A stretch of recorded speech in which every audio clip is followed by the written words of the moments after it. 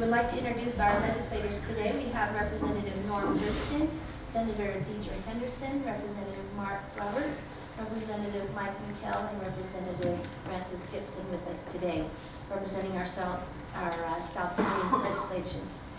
With that, then, we will start with Representative Thurston on the end there, and if you can give us a 3-minute intro to your current legislation.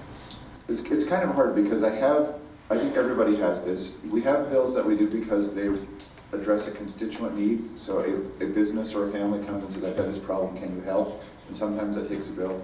Then you have bills on the other end which are it's just good policy and we need to do it. But all of that takes time. Just a few things I'm working on in general topics are occupational freedom, which is the same as reducing the government burden on families. I've got a couple that are looking at tax policy, a couple that are looking at pharmacy pricing. That's one that I hear from a lot of people as a big issue and that we ought to be doing something about to help provide some relief in terms of how much you have to spend to get your life-saving medications. Those are sort of the big topics, and then I've got the usual raft of other things that are helping other people and get as much done as we can. So that's less than 3 minutes. Thank you. Thank you. Thanks for being here this morning. I'm running, as usual, a few transparency bills. I tend to run a few of those every year to try to make our government more accessible, transparent, and accountable to the people of the state of Utah. They're never very exciting. I did have a reporter once asked me if I was working on anything interesting, and I told him, yes, I'm working on these transparency bills, and he said, transparency is not interesting unless you're trying to take it away from people. So, not interesting, but important. I also am running, this is the third year in a row, I'm running a food truck bill. We've been trying really hard to get that policy right, and I've been working with cities and towns and counties across the state for the last 3 legislative sessions to try to put toothpaste back in the tube in some instances, and try to make this policy right for everybody. Hopefully we're there after this year, and we don't have to come back and do it again next year. Also, just got a bill numbered this week that is dealing with the initiative process. In my vein of trying to make things more transparent for taxpayers, I think that when we have initiatives going on the ballot, it's really important for taxpayers to see how much those are going to cost and how those are going to be paid for. And so my initiative bill deals with that transparency aspect, financial transparency aspect of initiatives. I've also got a bill in the works. It's not numbered yet because it's not totally done, but who am I supposed to be looking at for the timer, by the way? I have no idea. Oh, Allison, okay, great. So I've got a bill dealing with polygamy, and we can talk about that in greater detail if someone wants to ask about that later. Representative Roberts, like Norm, I've got a few bills dealing with occupational licensing and loosening that up. One bill that's, it's already in the Senate. It deals with practice called bone work that some constituents came to me on, and they're wrapped up underneath the massage therapy license, but bone work doesn't have anything to do with massage therapy, so we're exempting that out. Got a couple agriculture bills, working on one with the Farm Bureau and some folks down in southern Utah that raise bison and elk, and trying to help them get these animals so that you can slaughter them and cut and wrap them and sell them. It's not as easy to load a bunch of bison up into a trailer, haul them to Circle V, for example, offload them and kill them, and a lot of the slaughtering plants don't want to deal with a bunch of bison offloading in their facilities. So we're working with Department of Agriculture and Food and a few different groups to be able to slaughter on site, then haul the animal dead to the processing plant, cut and wrap, and then bring it back. And working on another agriculture bill dealing with shell eggs and adopting the federal exemption of 3,000 hens or less for that. Got another bill that makes a couple adjustments to my ranked choice voting legislation from last year. Let's see here. got some legislation that deals with fintech and data privacy, and maybe looking at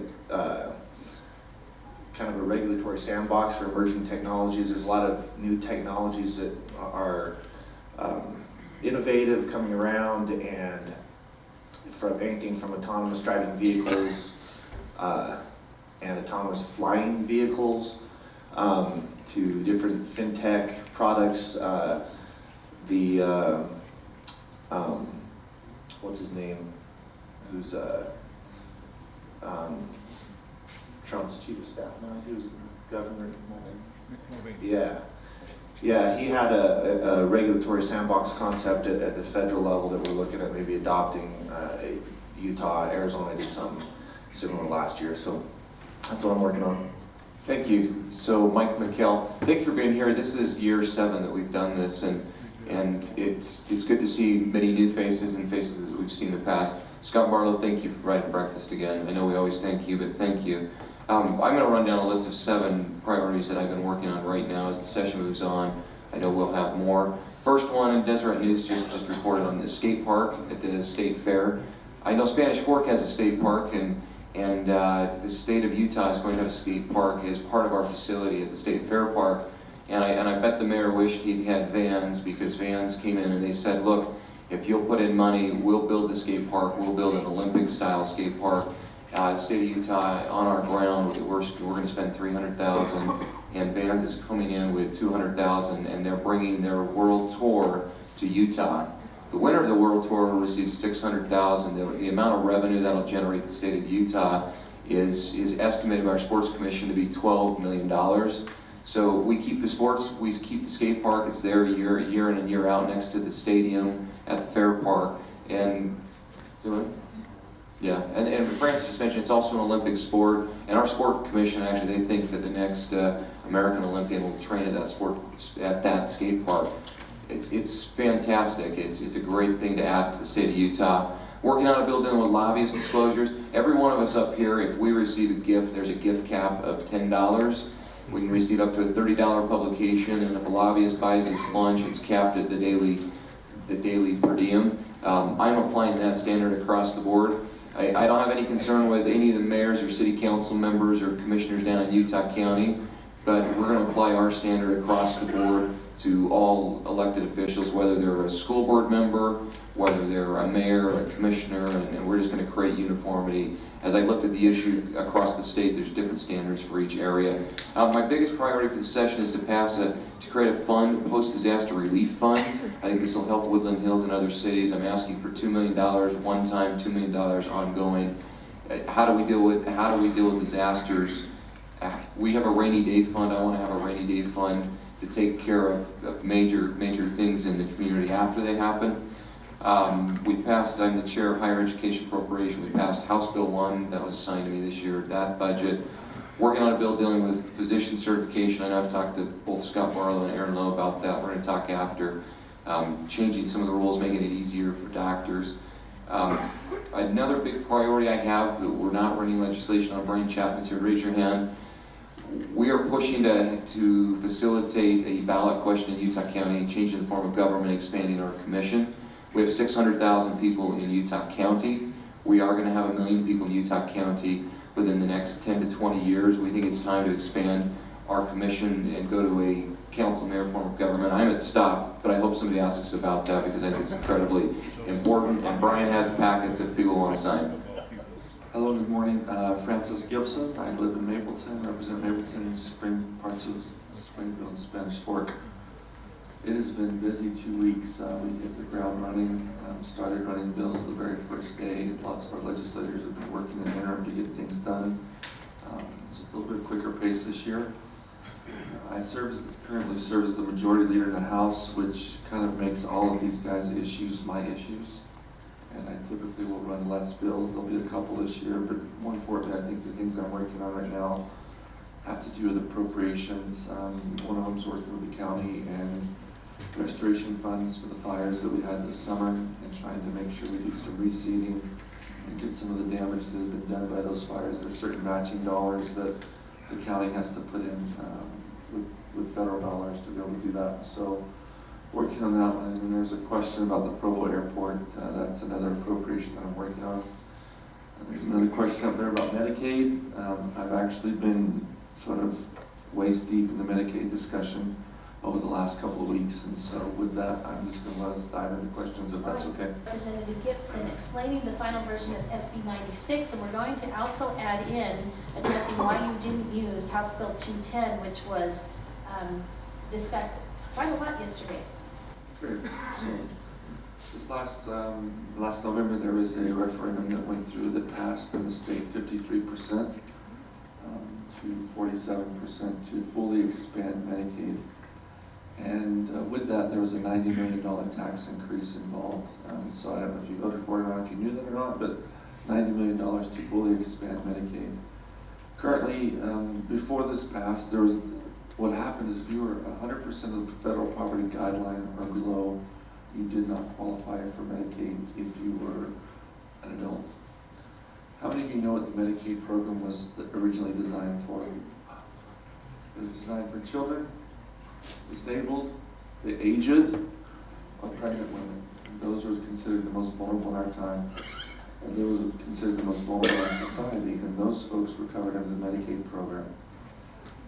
Over the years, with the Affordable Care Act was passed a few years ago, the Supreme Court ruled and said the states have the ability to expand Medicaid if they want, or if they do not want to, they do not have to. In 2015, Governor Herbert ran a bill that said he'd like to fully expand Medicaid. It was the House that fought hard against that. We did not. Consequently, after that, we saw many states begin to feel financial repercussions of what happened when they did expand Medicaid. Now, as everything else, the federal government said if you expand Medicaid, your first 2 years are free. There'll be no cost. We'll cover it all.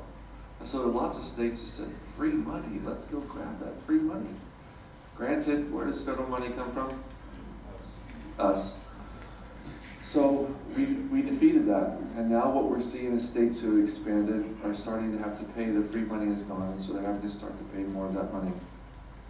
So when we looked at the expansion referendum that came through in November, we started looking at the cost and seeing what are the cost demands. What is it going to cost us to continue to implement this program? And as usual, the first couple of years, we would have made money had the initiative went through. But when you start to look at year 2021, we were going to be short. 2025, we were going to be nearly $85 million short in our budget. The state of Utah is in a pretty good spot right now. It's actually in a really good spot financially, from a business perspective, from growth perspective, because people before, there's no way that I'm going to have to roll right through that stop sign, just give me a ticket. On the Medicaid question. I'm going to give Francis 3 more minutes. Sorry, Allison. That's, so let me just talk about Senate Bill 9. The point of the referendum, we believe, and as I visit with people, is that people want the most vulnerable in our society to have access to health care. Senate Bill 96 provides just that. And this is what will happen is we will create something called a bridge program April 1st, anyone below the 100% of federal poverty guideline. So that means if you are a single person and you make a little under $13,000 a year, you'll have access to Medicaid. If you're a family of 4 and you're under $24,000 a year, you'll have access to health care. The adults, the kids already have it. The commercials and things that you see that we're leaving kids on the street and kids don't have access to health care and they're dying, kids have always had access to health care. This is truly about those adults that don't have it. So the final version of Senate Bill 96 is if you're under 100%, you will have access to health care. We will apply for a waiver to the United States government at HHS that says we would like to do this in a Utah way, and we would like to cover 100% with spending caps. All along, the House of Representatives and even the Senate has said, we do not mind expanding, but we want to control our costs. We do not want to sign a check with a blank number on it. We want to understand what that cost will be every year. Let me also add, every state that has expanded Medicaid has seen either 25 to 50% greater growth than was anticipated. That comes at a cost. The question was asked about House Bill 210. House Bill 210 was presented by Representative Ray Ward, who's in Bountiful. He's a physician, family practice physician, really, really a good man. He sees these patients every day that need care, and I do not question his integrity. I don't question his motive as to why he wanted his bill to pass. But his bill would say, immediately go to full expansion, and then if we get a waiver with the ability to make it smaller, we'll go to that. I've always believed that you do not go bigger and then try to shrink. You start slower and then pretend to grow as your budget allows to do that. And that's the biggest argument. His bill was more like the referendum that passed. The longer I've been up there the last 2 weeks, I've found this to become more, from my opinion only, I'm not speaking for any of my colleagues, for me only, I have found this bill to be more about the referendum process and less about the people who were ill. And it became, are you going to go against the will of the voters? My district didn't vote for that. Our county didn't vote for that. I look at the cost and all of the things that we've learned from other people in other states that have expanded Medicaid. And though in some cases there have been good things that have happened, in many cases there have been budgetary concerns and budgetary issues that have happened. Even the states that have been able to afford it have still had to take money from other sources in their government to pay or raise taxes. That's it. Let's talk about Provo Airport really quick, because that's up there as well. How many of you would like to fly domestically out of Provo Airport and not have to drive to Salt Lake? We talk about air quality. I've kind of been on this kick for a while, in lots of different various community meetings and forums of other legislators. And so right now the Provo Airport has a chance to expand and build another terminal, which would bring 10 additional gates. We talk about air quality. We look at the way we live in Utah. More and more of our Utah County residents are working in Utah County. Culturally, we have the Covey Center downtown Provo, lots of other things, BYU museums, and so there are cultural events going on. Athletics, UVU's growing, BYU's growing, lots of different athletic events. I start to think really quickly, if I could fly domestically out of Provo on a regular basis instead of the second Tuesday of the first week of the month to Oakland, or however the current flights work, I would really, other than going to the Capitol, and when I'm done being a legislator, I don't know that I really have to go to Salt Lake other than maybe a bigger flight occasionally out of Salt Lake Airport. I would just be able to stay south of the point of the mountain. We are the fastest growing county in the country.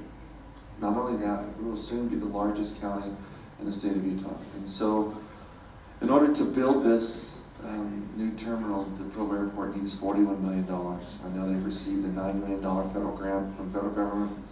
I am asking for $9 million from the state government. Provo is also will receive money, or they're working with the county to receive money from the county, as well as their own money as well. And so, the expansion of that airport is something I think all of us would agree, and as the show of the hands, I see the good congressman there. Have you been recognized, by the way? Congressman Cruz, would you please stand and let us say hello?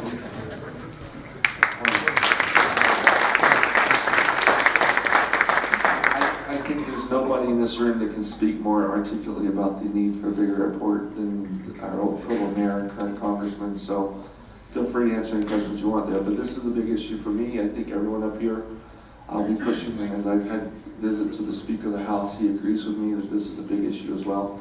And so the question, what can we do to make a bigger airport? First is find the funding and then start our second big phase, which would add about 10 gates. I do know that Provo's had some initial conversations with a few different airlines. Let me just speak really quick. If you look at LAX, you have Ontario, John Wayne, Long Beach. They have about 4 airports currently in that LA area that will fit geographically from where the Provo Airport is in Salt Lake Airport. Now granted, there are 10 million people, a lot more people in those areas, but I think to have a regional airport that allows us to fly more than just Oakland or Phoenix a couple of days a week would be a big benefit to the people of this county. And that's a big project that I'm working on. Wonderful. All right, Representative Thurston, your question has come next to the top. Can you tell us more about what is happening to regulate high-cost medications? Yeah, so obviously there is some federal interest in this, and if you follow the federal stuff, they're working on this. But as I told the group yesterday, we will all be dead before the federal government fixes this problem. So I have 2 bill proposals this year. I know Representative Ray has a 3rd bill proposal to tackle this. So the 2 things that I'm working on, one is phase 2 of the Canadian importation bill. We were able to get phase 1 accomplished last year, which is to understand the feasibility of actually doing it. And the report came back and said it's difficult, but it can be done. So phase 2 is let's make an application to the federal government. And we've got a group that's partnered with it. We have basically a template application ready to go. We just have to plug Utah numbers in, and we can drop that on the desk of the Secretary of Health and Human Services at the federal government and ask for approval. That would allow a list of approximately 20 to 25 high-cost drugs to be brought in from Canada and made available at Utah pharmacies for somewhere between 10% and 25% of the current Utah cost, so savings of 75 to 90%. And that piggybacks on an effort that I think you may have heard about. PEHP this year launched a program for state employees where if you're on one of those 20 high-cost drugs, they will fly you to San Diego, drive you to Tijuana, you will go to an accredited hospital, pick up the drugs that you need, come home. Every trip that happens on PHP saves the state $25,000. So if a patient does that 4 times a year, that saves the state $100,000 just for one patient. Imagine if we were able to do that across the population for everybody who's on one of those high-cost drugs. The other bill is the Everything Bagel. It's transparency top to bottom. We want to know what the nature of the problem is. We want to know who's stealing all the money, where it's going, so that we can come back in the future and target policies to prevent bad behavior by participants in the supply chain.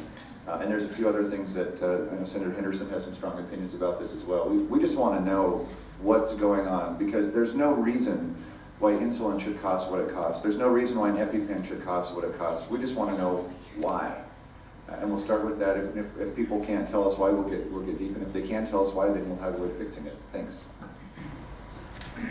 Representative Henderson, Senator Henderson, would you like to add into that, because you do have a bill, I believe. Well, I've been working with Representative Thurston and very interested in what Paul Ray is doing. Yeah, we've got a real problem. I want to know where this money is going. I want price transparency, but I also think that we need to make sure that the manufacturer rebates are getting to the pockets of the people who are paying for the drugs. So if that's a patient with a high deductible plan that still is paying for everything out of their own pocket, that rebate needs to go to them. It does not need to be siphoned off by several layers of middlemen. For an example, insulin. 20 years ago, insulin cost about $26 for a vial of insulin. Now it costs upwards of $400 for a vial of insulin. This is a life-saving medication. $800, I just filled it. Okay, that's even worse. So, and I knew that this was a problem, but I didn't realize how bad of a problem it was till I had a daughter who was diagnosed almost a year and a half ago now with type 1 diabetes. And the sticker shock is incredible, not just for the insulin, but for all of the little strips and the things that you have to use to live when you're a person with a chronic illness like that. And I think it's just unconscionable what's happening. The fact that a vial of insulin in Canada, the exact same vial from the exact same manufacturer, is $30, and here it's $800. It's unconscionable. So we've got to figure this out. I hope our federal partners actually help us too. Because we can't continue to subsidize, the sick people in America cannot continue to subsidize medications everywhere else around the world. Thank you. All right, next question, Representative McKell, will you talk more about the change in county leadership? I would love to. To Francis's point, where we are one of the fastest growing counties in the entire country. We will have a population that exceeds Salt Lake County in the near future. We are at 600,000. We classify counties based on class. Even though we feel like we're a first-class county, we're technically, under the technical definition, we're a second-class county. When we hit 700,000, we become a first-class county, which creates all sorts of new requirements and concerns, and we need to move forward. We need to change our government. Right now, we have 3 county commissioners. They handle all administrative function, they handle all legislative function, anything executive, they do it all. And at this point, it's time to explore the idea and let voters decide whether or not we should expand that commission. So there is a proposal. I know Brian's here. He raised his hand. He has packets. This would put it on the ballot. We launched an initiative to put it on the ballot so voters can decide. That was launched with Mayor Bruntz from Orem, Mayor Reese from Cedar Hills, Kim Jackson over the county, Commissioner Nathan Ivey. Nathan promised to fight for that from the day he was elected. I was there, Carolina Heron was there, Councilwoman Malkovich was there, Utah County Sheriff Mike Smith was there. The model would be to have an elected mayor that would handle all of the executive functions, similar to Provo, what Mayor Curtis dealt with, and have a council of 7.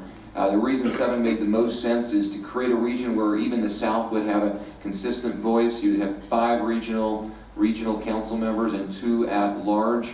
We've seen concerns across the board, and when we continue to see across the board, we need better regional representation. I look at the lawsuit against Provo by the county. I look at the lawsuit against Orem. I know Orem Mayor's not here, by the county. I have to wonder, and I have to stop and think, if Provo in the heart of the county had a member of that commission, if Orem had a member of that commission, could we have resolved some of those issues before the Utah County had to sue Provo City? I think we can do much, much better. I think it's time to change, and I hope that you'll consider signing this petition as it moves forward. I put that on my survey. I've been asking that question. I want to know where voters are at. I think it's time to change, and I think voters agree with me based on what I've seen. So thank you. Great question. Senator Henderson, can you please tell us about your food truck bill? Yes, so it really does about 5 major things. 4 of them are just clarifications when you squeeze a balloon and it kind of pops out somewhere else. We've got some really creative cities. Spanish Fork is not one of them. I think we do pretty well in creative in a not good way, okay? Our South Utah County cities are doing really well in this area. I haven't heard any complaints. But some enterprising cities are finding loopholes in existing law, so we're just trying to tighten those back down. One of the things that we kept in the food truck code, which was brand new 2 years ago, we had to chart new territory and write all new code because we had nothing in our state law. And it basically said that this doesn't prohibit cities from enacting their land use ordinance. They still have to have control over land use and everything in their cities. So some cities are saying, okay, well, our land use ordinances say X, Y, and Z that conflicts with food truck law. And so they're kind of using that as a loophole, so we're just tightening that down. We're saying cities can't require the date, the time, the length of duration that a food truck is going to be in their city in advance. It clarifies that cities can't charge any fee for food trucks on private property, so we said you can't charge an event fee or an event permit, so some really creative cities are starting to call it something other than event fee or event permit, anyway, that's mainly what this bill does. The big new piece of policy is in counties. We're saying that counties can't require food trucks to go home every night if a food truck's at a festival where they have food booths set up, and the food booths aren't also required to go home. They just have to abide by the same standards that the food booths at these little festivals are required to comply with. So that's basically what it does. Thank you. All right, next question, House members. Where is the House currently on sales tax changes? And what are your positions on changing the municipal allocation for 50% point of sale and 50% population? This is important to us as cities. Who wants to take it? I'll give a brief answer and then let the experts. So I think everybody has heard that the governor and the legislature is looking at broaden the base, lower the rate. If we taxed everything instead of just taxing what we're taxing, the state rate would fall from 4.8% to around 2%. I don't know, what's that? 1.5%? So to 1.5%. So where are we right now that is real easy to say, and it is much, much more difficult to do. There's a lot of, you can say that and then actually have to do it is a whole other question. So there are people in the House working on trying to figure out what that looks like on paper and trying to get a proposal crafted and ready to go. So we can consider that by the end of the session. So that's where we are. I'm not going to talk about allocation. I'll let someone else talk about that. Who wants to tackle it? I don't know if I'm going to tackle it very well, but we'll just talk about it for a second. I think we have moved more to a service-based industry. I know that we've heard our governor talk about taxing limos and taxing plastic surgery and things like that. Well, let's just tax limos and those who get plastic surgery, and our tax code will be just fine. It's bigger than that. That we have moved more to a service-based organization. How many of you know people that probably mow their lawn versus a lawn service? That's one small example, but we do lots of things through service. We're moving more and more to service-based industries, and our sales tax base that we've traditionally collected taxes from continues to shrink. To Representative Thurston's point, broaden the base and lower the rate. What does that mean? That's just like a catchphrase. And what it just means is you incorporate more things that you tax, but you make the rate extremely lower. You heard both the Speaker of the House and Governor talk about giving a $200 million tax cut. By lowering the rate that people would actually pay in tax, that would be the tax cut. But unfortunately, you may have to tax some things that you traditionally haven't. I know that the realtors are nervous about that. I know that there are medical services that could be taxed that have been discussed. And so it is a painful political decision that has to be looked at. Our tax code hasn't really been changed other than the income tax moving to a flat rate of 5%. But in terms of sales tax, it hasn't been addressed in many, many, many years, and we're outgrowing that. The 50-50 rate, I know I said in a meeting with the Leagues of Cities and Towns a while ago, but that really hasn't come up to change that yet. That is a discussion that will probably be had. But I would say this, if the overall sales tax rate, at the state is a 4.6 level, and then you have, in general, we pay about 6.2 or 7. That's because you pay municipal tax and city and county taxes on top of that base rate from the state. I do know that if the overall state rate is lowered, we will not allow for a big windfall for the counties and the cities to continue to tax at a high rate and make up all of that money. The cut would be very similar, so we wouldn't see big tax rates in certain counties and certain cities that are different from what the state base rate is. We've been so busy with Medicaid. There are two issues from the House perspective and House leadership that we really wanted to tackle this year: tax reform and Medicaid. Medicaid took us 2 weeks, so now we have the next 4.5 weeks to tackle taxes. And I will say it is the employment, it's the Lobbyistable Employment Act. There is not a lobbyist out there that will not be employed to somehow defeat whatever it is that we want to do. Let me say the easiest thing to do is do nothing. We are running at a point where we will not be able to continue to fund big higher ed and some other things if we do not change the way we have our tax structure. And that's in the next 18 to 24 months. And so there will be something done. I can't tell you what, because I don't know just yet. So. Can I give a Senate perspective here? Yes. Thank you. So, we all know that good tax policy is broad base and a low rate, right? We want a stable tax revenue stream coming in to fund our government, because then we don't have these wild swings and have to cut or raise taxes constantly as the economy changes. That base is shrinking in regards to our general fund, which is the sales tax revenue that pays for basically everything except K-12, but it even affects education. And so what in the Senate, what is being looked at is starting from the perspective of taxing everything except healthcare and housing. We think it's important to make sure that our healthcare costs aren't going up even more because of sales tax. But then, making making the tax rate lower to compensate for that, so that it's not more money out of everybody's pocket. It just is a stabilized base. The goal is not to create more revenue for the government. The goal is just to create a more stable revenue for the government. All right, the next question, we're just going to go through a quick, just a yes or no. Do you support red flag legislation? Let's start with Norm and just go down, yes or no? Not Handy's bill. All right. Senator? I haven't read Handy's bill, but I've heard a lot of really bad things about it, so probably not that bill either, yeah. Representative Roberts, no. No. What is it? It's, Yeah, explain. So it allows someone to go to the courts and make a claim against another person that they shouldn't have a handgun, at least for now. And it goes way, way, way, way too far. It makes it too easy for anybody, literally anybody can go to a judge and say, I don't think that Roberts should have a gun. Let's go take his guns away from him. And then we'll figure it out later. So that's it. Yeah, so basically red flag laws are kind of sweeping the country, and my concern with is it takes, you know, property and constitutional rights away from people that haven't done anything.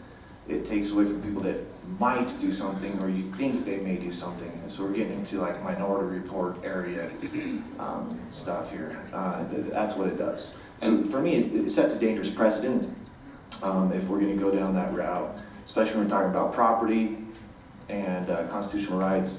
You know, like civil assets forfeiture, at least in those scenarios, the person has,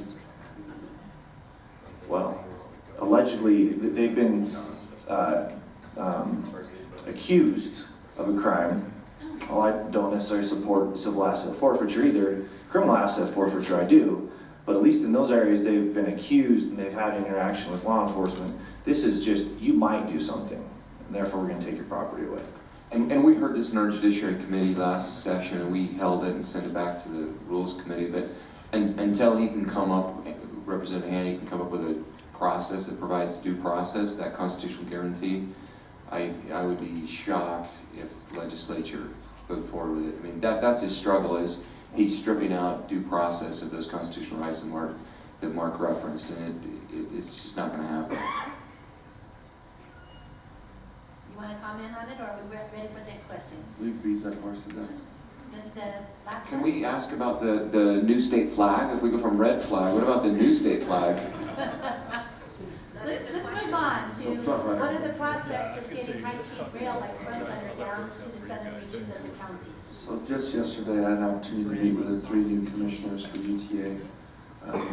Last session, there was a bill to go and change the total form of UTA and its management. And now we have 3 commissioners. We have a commissioner who represents Box Elder Weaver Davis, one that represents Salt Lake County, and then another one who represents Utah County and Tooele.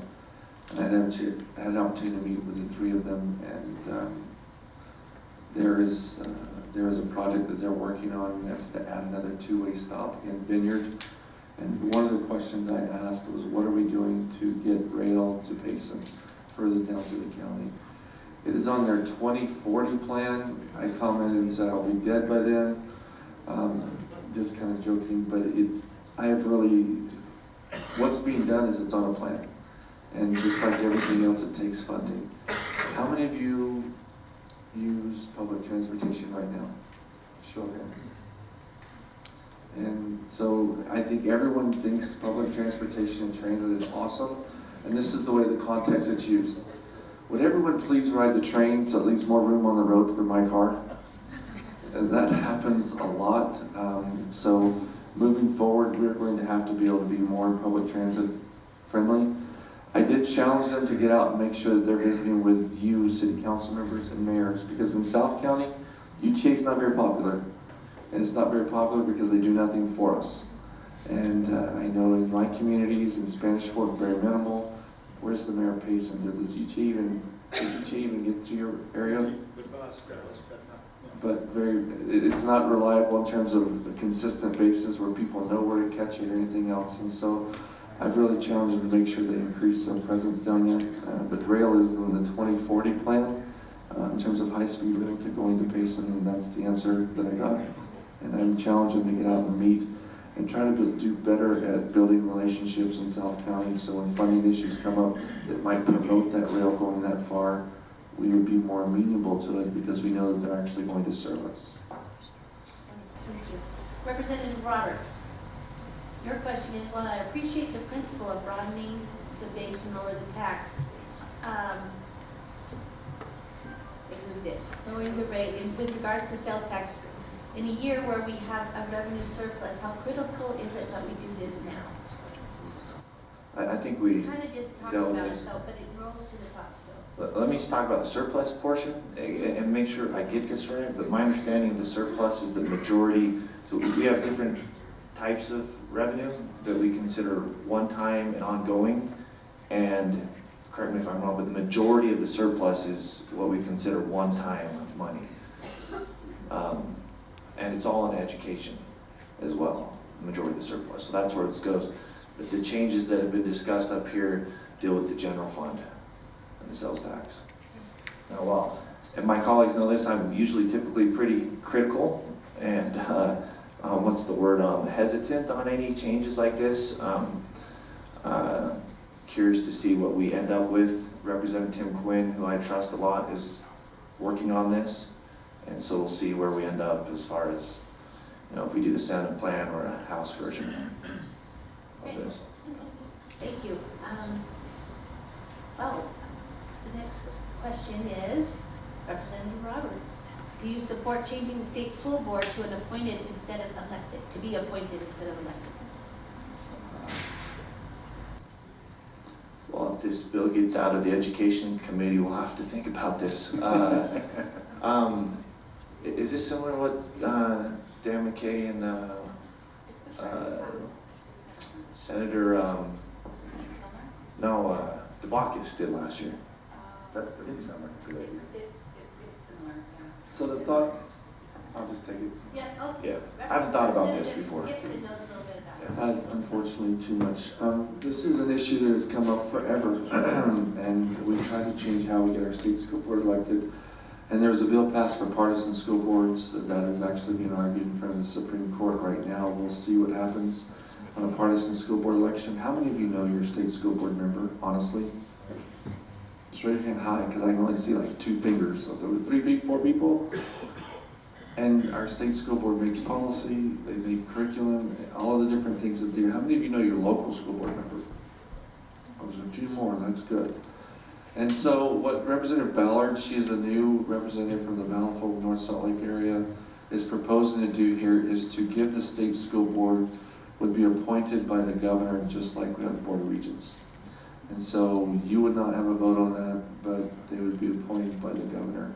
And I don't know everything about the bill, but that's the biggest gist of it. It would look more like the Board of Regents as well.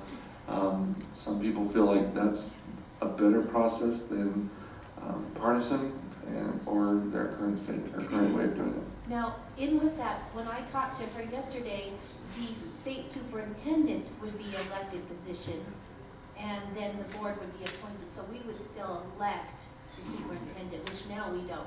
So it's a kind of a back and forth. Yeah, the real problem is that the state school board is really not accountable to anybody because they are elected, but nobody knows who they elected. And so if you don't know who you elected, how are they accountable to you in the next round of elections? Because nobody knows what's going on. So somehow there needs to be some way of making the state school board accountable to somebody. Could be the governor. My preference is that the state school board should be accountable to the local school boards. I don't know how we do that, but that's what I think it should be, is that should be kind of like a representative structure where the local school boards hold the state school board accountable. We build it from the bottom up, but kind of like how like we used to elect senators. Yeah. So a short answer for me is I don't really support the governor doing that. Right now, the Board of Regents tend to be appointed by the governor for reasons that might be different than their ability to lead the universities. All right, Senator Henderson, in the spirit of transparency, would you support restoration of the constitutional note to the legislative bills? So I guess I maybe don't understand what that has to do with transparency. The constitutional note is something that we got rid of, I guess, was it last year? We might have done that last year. We used to have our legislative research and general counsel folks tell us if there was a reasonable expectation that that bill would pose a constitutional problem and potentially be challenged in court. And I guess some of the reasoning behind removing that was saying, why why are we doing someone else's job for them, as far as if they want to challenge it, why are we creating the arguments for them? So maybe Mike, the lawyer in the room, can speak to this a little bit better than me. I mean, you're exactly right. A constitutional note where we literally would have our attorneys draft an entire brief of all of the flaws in the bill. So if we were to have a constitutional challenge, we literally created the entire framework for the opposition if that were ever to be challenged. I mean, in that light, in that context, I mean, it's fairly obvious that that was a really bad idea. And you can see the Supreme Court has changed. It changed based on the makeup and where the court looks like, where the court is today. Attorneys agree and disagree every day. I know that's shocking. And having a constitutional note that's written by one of our staff attorneys, I could find 3 other attorneys that would write it a different way. But having the legislature step in and signal, here are all the problems with this, and here's your case, I mean, to me, it's fairly silly and dumb. And that was part of the problem too. And we have great attorneys that draft our bills. They work really hard and they do a good job. But at the end of the day, a lot of times these were just their opinions.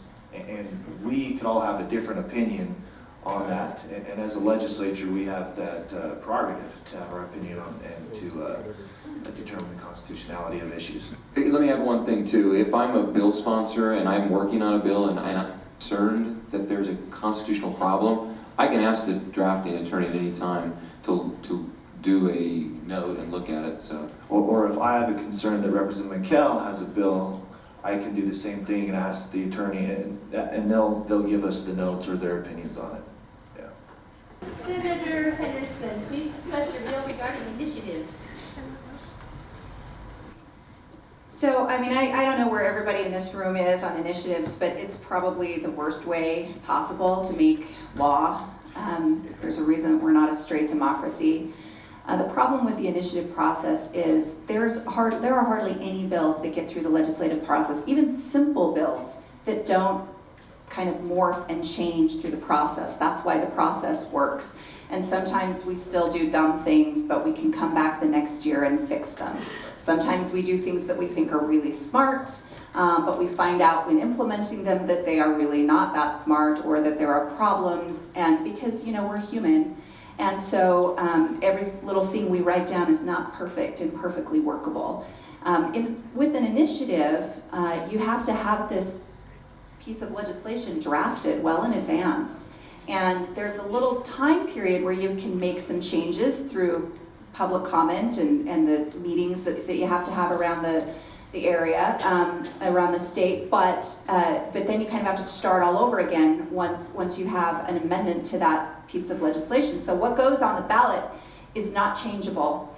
And there are often problems with it, and there's often fiscal impacts that aren't clearly stated or aren't fully funded.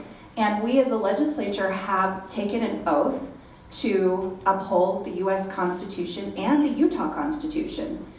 And part of our mandate in the Utah Constitution is that we balance the budget every year. We have to balance the budget. So, thank you. So, unlike our federal partners. So really there are several initiative bills that are being worked on. I only have one piece of it, and I have the financial piece of it, because it's very clear that there are fiscal impacts with some of the ideas that get put out there on the ballot. And we have to be clear about what those ideas are, and the people who are voting on them they have the right to know what those fiscal impacts are. So my bill simply says, and we ran a piece of legislation like this a few years ago dealing with local government bonds, that the cost has to be first. You don't bury the cost down at the bottom. It has to be stated first, and then also in regards to initiatives, how you're going to pay for that. What are the revenue sources? What programs are we going to cut? Where is this revenue coming from, or what taxes are going to be raised to pay for this initiative? That has to be first and second, and then you can discuss the policy. Thank you. We have time Can I add one thing to that? Uh-huh. I have one thing that I think is important to add as well, and I agree with absolutely everything Senator Henderson said. One thing I want to add to the initiative process, every single initiative that was on our ballot, statewide ballot, was funded heavily by out-of-state dollars, okay? I think it's important to recognize every single initiative was funded by billionaires that don't live in Utah. And in the end, one of the things I think is important for the legislature to do is step in and say, look, billionaire on the East Coast, you can play in Utah and you can kick out an initiative, but at the end, the people of Utah and the legislature and those that were elected in Utah have an ability to change it. So if you want to throw stuff out and spend millions of dollars in Utah, just know that that's not the final stop, and we're going to make sure we implement it in the right way within our own constraints through the process that Senator Henderson has signaled. But if you look at each and every initiative, millions of dollars not from Utah. All right, thank you. Okay, lightning round. One last question here. Do you support the petition for change of government in Utah County? Just yes or no? I support the change, but I don't support doing it by initiative. Okay. Yes. Yeah.